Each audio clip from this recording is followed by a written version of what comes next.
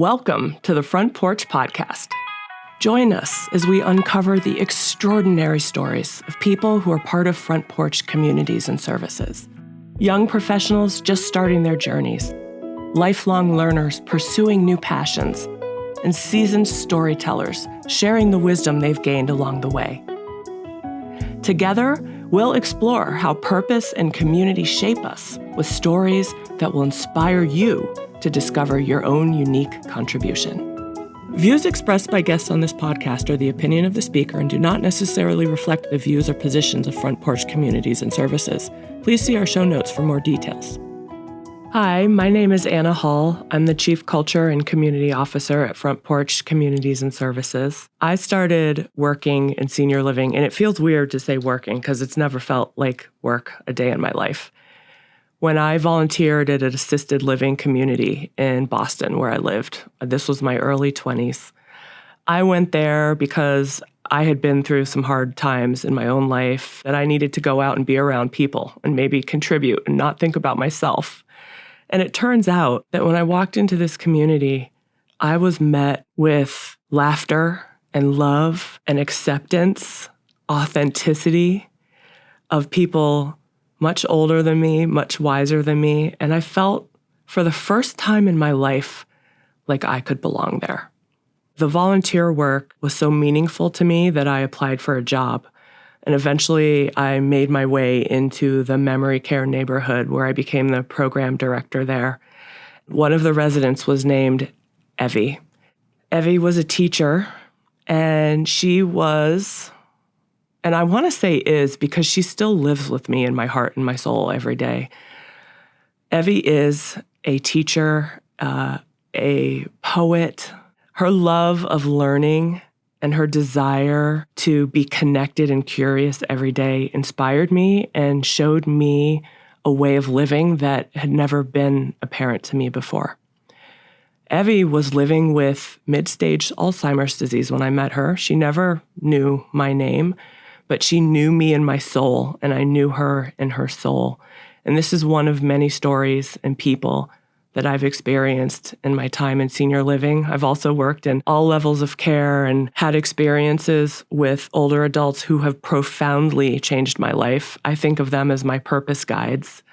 They inspired me to learn more about purpose because I saw people who were going through really hard things, yet they were so motivated to get out of bed every day and to keep going. And I wanted to learn what that was all about because it seemed to be the core of what matters in life.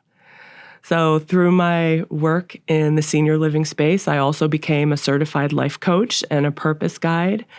And my work in purpose for both team members and humans of all ages and stages in life led me to an opportunity to work at Front Porch to continue building the incredible culture that we have here.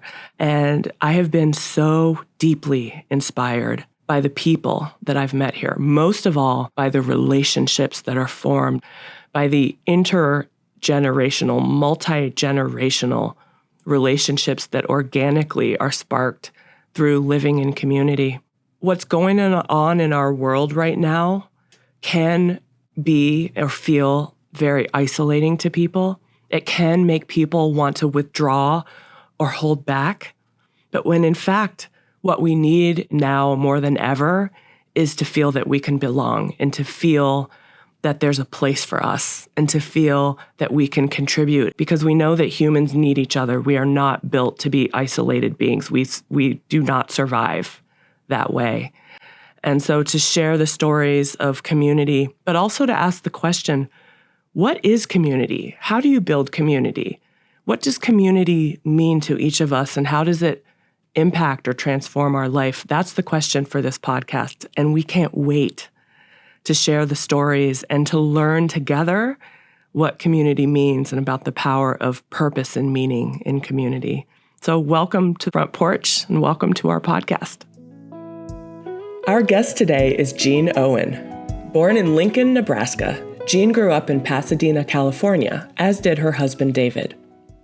After graduating from UCLA, Jean worked for the Pasadena Unified School District and in the Christian Education Department at Pasadena Presbyterian Church while raising her two children. An active volunteer, Jean is proudest of her work with the Kidspace Children's Museum and the Adopt a School program, which paired businesses, including Villa Gardens, with Pasadena Public Schools. After her husband died in 2017, Jean moved to Villa Gardens, where she has continued to be deeply involved in the life of the community. Jean, thank you so much for joining us on the podcast today. It's my pleasure. So I'm excited to talk with you because you're an incredible community builder, and I want to hear your story of how you have become this person that you are today. So it started in Pasadena. I know you weren't born there, but you grew up there, and you've been very involved in the community. Can you tell us about that? Well, I went all through public school in Pasadena. I went to Berkeley for 3 years, and then I married my husband, David Owen, who was from Pasadena, and graduated from UCLA, spent 2 years teaching in Pasadena Unified School District, and then the rest of my career in teaching was in substituting. I was in a singing group that the Junior League sponsored, and we sang in all the elementary schools. So I had a knowledge which set me up for the last 10 years of my work life, which was coordinating the Adopt a School program for Pasadena Unified Schools.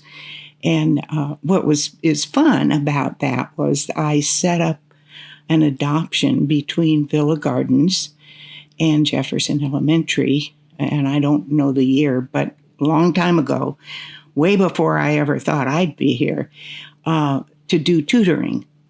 And it was a very successful program. I had 2 others with seniors and elementary students, all 3 of which changed attitudes, both of seniors and children. And that was really exciting.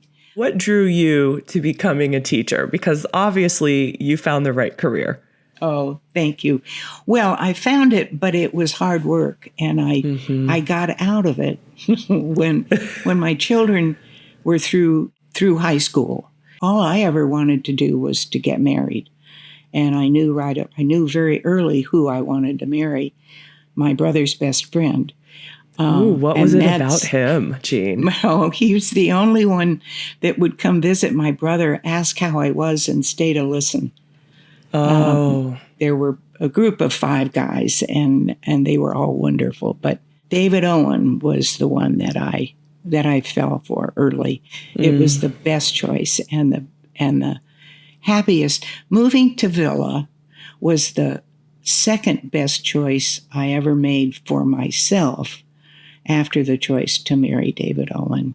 So teaching was something I could do as a substitute. I didn't have to pay the rent. But when the time came that I could branch out is when the Junior League of Pasadena opened a project called Kidspace. I was the first hire to set up the museum, to set up the office, to set up the touring schedule, to set up the volunteer schedule, and get the museum started. What was your favorite part of that project? My favorite part was that it succeeded, and look at it now. And when we opened in the Rosemont Pavilion, which is where they build floats, we opened 72, maybe, I'm not sure the year, but we had to get out of there for the floats in October. The director at that point and I went to the city to ask about the Fannie Morrison Horticulture Center. And it was empty. It was a great big space.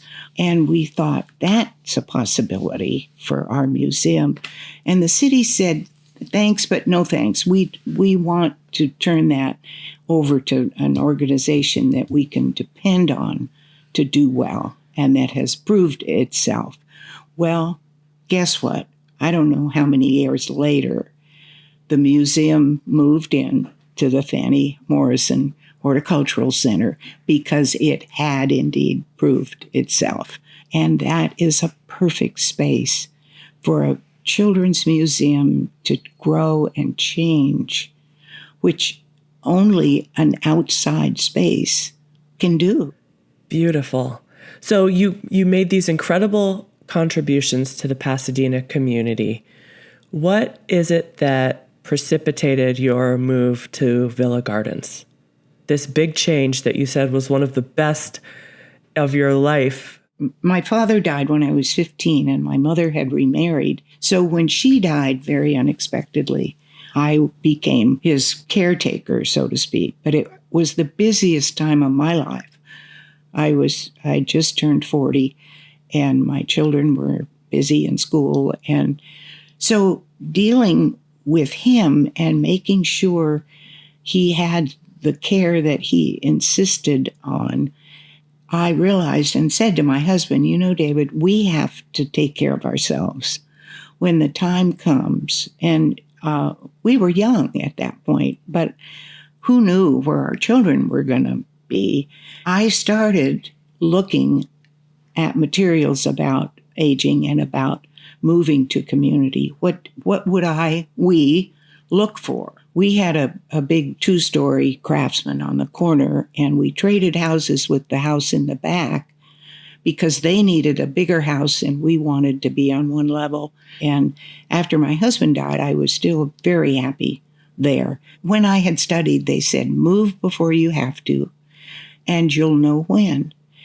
So all of a sudden, I said to myself, I need to move. I'm ready to move.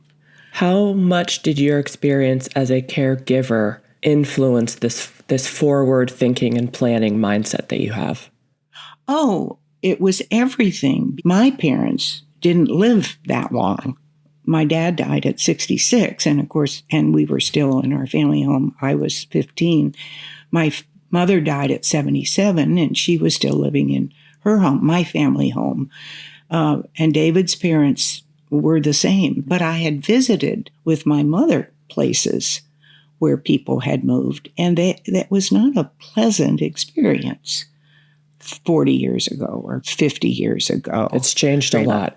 Absolutely. And I think a lot of my generation, as I did, remembered the unpleasantness of some of the places we went to visit friends. They used to feel very, very institutional, not like a place that you could think of as home. No, not like it is now. And the fact that at Villa does everything when I moved in to remind me this was my new home. And because one of the criteria for me was 4 levels of care, Villa was it, because I knew I'm here for the duration. And my children who live out of the area know that I'm okay here. So I just want to tell our audience what that means when you say 4 levels of care. So it means that you can move in independent, and then there's services that are available if you start to need more help with personal care or upkeep of your apartment. And then there's memory care services that are available for people who do develop dementia or something that causes dementia, like Alzheimer's disease or Lewy body or frontotemporal.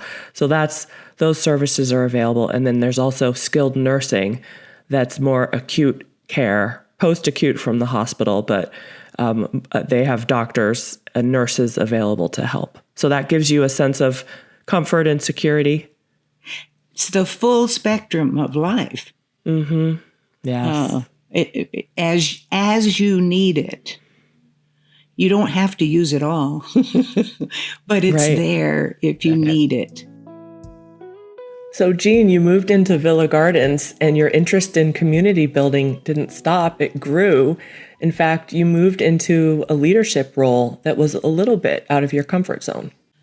Well, I think you're referring to my self-awakening, I guess, when I was asked up here to be the resident president.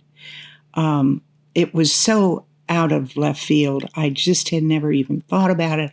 I hadn't wondered about it. And it just blew my mind. I was elected resident president Villa because I was Jean B. Owen. And I realized that I am now one of one.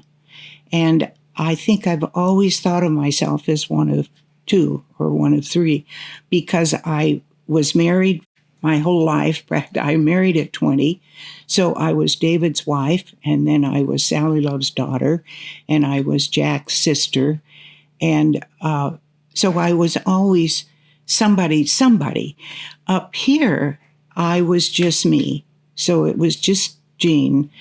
And I realized that that's who was elected president. And it was a real awakening for me to realize that I could do this by myself, on my own.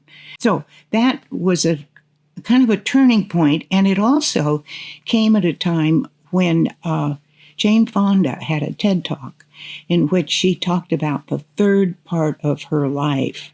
And I thought, that's what I'm experiencing, is a third phase of my life. And it's wonderful.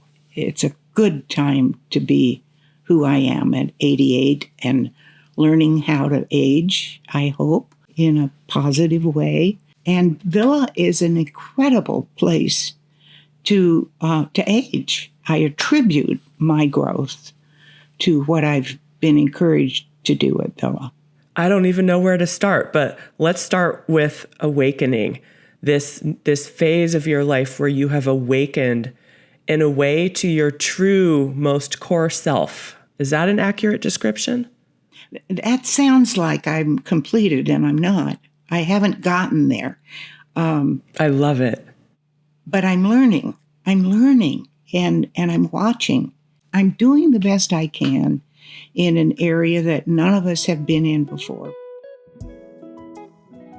So, Jean, let's talk about Familiar Touch, the movie that was filmed at Villa Gardens. You were involved in it, and I'd love to read a description of the movie for people who haven't seen it yet, and I hope that they do. It's incredible. Familiar Touch is a sensitive coming-of-old-age film that follows an older woman's transition into assisted living as she navigates her relationship with herself, her caregivers, and her family amidst her shifting memories and desires. So, Jean, tell us the story about why Sean Rushforth, the executive director, came to you as a president of the resident council to get permission to film. Sarah approached Sean, our ED, and he told her no 4 times. I know one of the things he was adamant about with Sarah is that you are coming into our home. These are residents who live here and do their life here, and you have to adjust to them. And he finally said, okay, but you have to talk to the residents. And so he introduced me to her as the resident president. And as I said, she had me at hello. I just thought, this is going to be such fun. What did Sarah say to you that drew you in, that made you think, yes, this is an important story to tell? The experience that meant a great deal to me was her talking about her grandmother and the family, realizing that she had dementia, and she'd always been a very active, intelligent woman with words. And she said suddenly our family was talking about her in the past tense. And she's still here. And she was right there. That really touched me. So she then offered us classes in all aspects of filming. And not only did she have her top people, but they were willing to work with us. And come to find out, they'd all been vetted. They all wanted to work with seniors. And that's special. It's a special art, I think.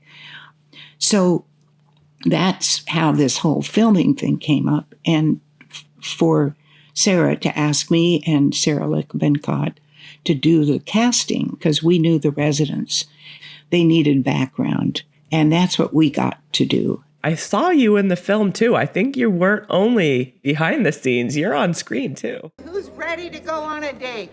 Yeah. All right. Well, what about 20 dates? Yeah. Who's ready to fall in love? Right. If if you want to get a laugh, talk about speed dating in a retirement community. But it has happened, and it is done. And people do fall in love in senior living communities all the time. I hear about it all the time. You watch it happen. Yes. Yeah, I've seen it happen.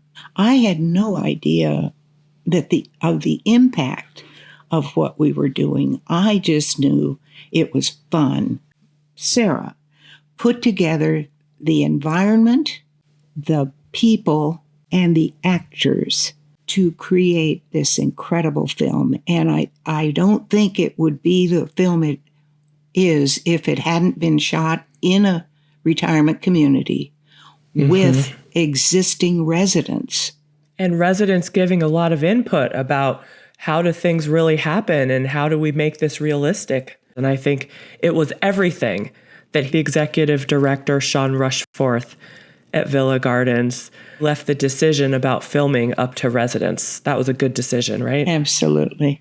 He tried his best.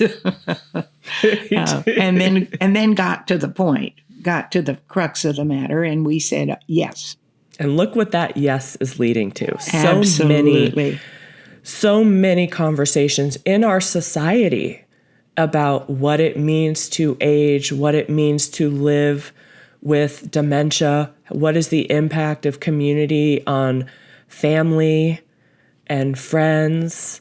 There's so much richness that really speaks to all of the different aspects of the human experience, which is a little bit messy, somewhat complicated, and beautiful all at the same time. Some of the reaction that we naturally have as humans is to be afraid when we see someone developing mild cognitive impairment or early stages of cognitive change related to dementia, which, by the way, is not a normal part of aging. Do you think there's an element of fear that, oh my goodness, that could be me? Sure. I mean, it's a common comment at the dining room table when somebody can't think of a word, they automatically draw Alzheimer's or dementia. There's my Alzheimer's, or there's my whatever. It's a flip kind of comment. I'm not sure that's what they think for sure, but the reality is that that's a term for forgetting. Yes. And Dr. Michael Harrington has spoken up here a couple of times, and have been in studies on aging with him for almost 20 years. And what I found helpful when he spoke up here recently, he said, as you age, you are going to change, but it may not be the seriousness of dementia or Alzheimer's, but that's what we tend to term it, because I don't think you can have a little bit of Alzheimer's or a little bit of dementia. I think once you're on that track, that's where you stay. That is a progressive disease that will change somebody over time until the end of their life. Whereas other things like hearing changes, vision changes, I always like to say increases in wisdom and crystallized intelligence are some of the other normal changes that happen with living, otherwise known as aging. Right. Yes, exactly. And that's what I'm trying to do and what I'm trying to understand in others. We're all surrounded by others who are losing words, who have to wait for the name of the street or the person or the country or whatever to come back. And I think when I first came, my tendency was to fill in those words, what I knew they were wanting. And I'm trying not to do that anymore because, I'm not sure I want people to fill in my words when I'm having trouble. So I prefer just to wait and let it come, and it will. And if it doesn't, that's okay. How beautiful, Jean, that your move to Villa Gardens has helped you learn more about who you are. And I'm going to say, step into your power fully as Jean Owen, the human. You don't move to a retirement community to die. You move to a retirement community to live your fullest. I have more choices in my life living at Villa than I did living alone in my home. But moving to community, I have a chance to be alone, which I'm learning I really like, or being in community with people. There's a big difference between choosing to be alone as you desire and being lonely, which is detrimental to health and wellness. Big choice, big difference. Yes. Big difference. Yes. Right. So who is Jean Owen continuing to be these days? The best she can be, and she's finding out. The film has just been a real big deal for me, and I'm looking forward to Boston. The film is going to be shown at the National LeadingAge conference, which was, it's a huge event in our industry. I have been invited by Front Porch to be there, and Excellent. That's another validation of Jean Owen. And I can't ask for any more. I have a feeling that what's next for you is something that you might not anticipate, but your openness to what the universe has to offer is pretty exciting. Thank you. Thank you for being such an incredible community builder your entire life. And as you continue to build community and teach us about the real story of aging and some of the fears that come along with it, the hard changes, the beautiful changes, this honest conversation, Jean, I think is going to help a lot of people. Thank you.